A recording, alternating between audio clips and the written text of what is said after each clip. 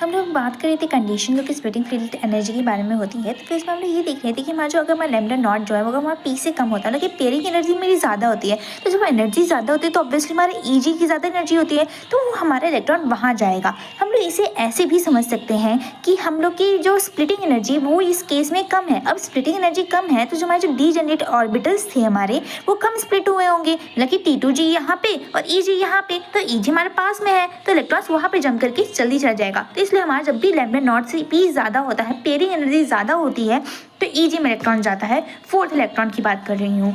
और जब अगर हमारा लैम्डा नॉट एनर्जी ज़्यादा होती है और पी कम होती है, तो उस केस में हमारा जो इलेक्ट्रॉन है वो बाइंड होते हैं T2G के साथ, तो वो वहाँ पे पेयर अप हो जाता है। तो इस केस में हम लोग जब देखते हैं कि हमारा जो लैम्डा नॉट से जब पी ज़्यादा होता है तो वो हमारा फॉर्म करता है वीक फील्ड लिगेंड्स, क्योंकि वहाँ पे पेयरिंग नहीं हो रही।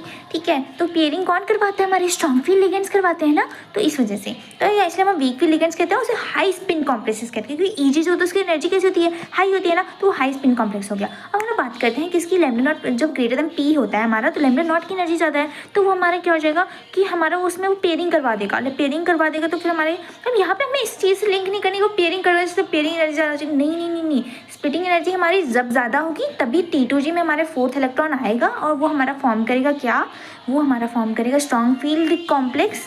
स्ट्रॉन्ग फील्ड लिगेंड्स, उन्हें लिगेंड्स जो ये प्रोड्यूस करते हैं वो स्ट्रॉन्ग फील्ड लिगेंड्स होते हैं और ये लो स्पिन कॉम्प्लेक्स फॉर्म करेगा।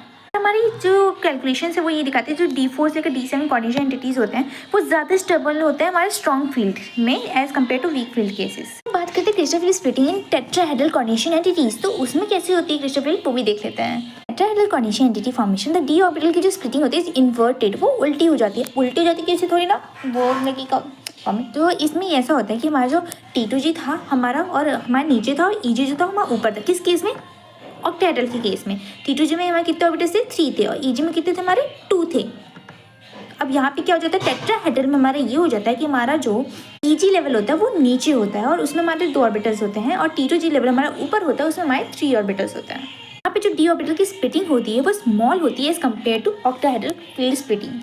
तो वहाँ पे हम लोग जब EG जब ऊपर जाता है तो उसका क्या है, इसका हमारा 2 ऑर्बिटल्स थे, इसलिए वो 3/5 उसका स्प्लिटिंग एनर्जी था। यहाँ पे हमारा T2G ऊपर उसमें 3 ऑर्बिटल्स, इसका 2/5 इसका लैम्डा हो जाएगा, उसका लैम्डा T, और नीचे जो होगा 3/5 लैम्डा T हो जाएगा।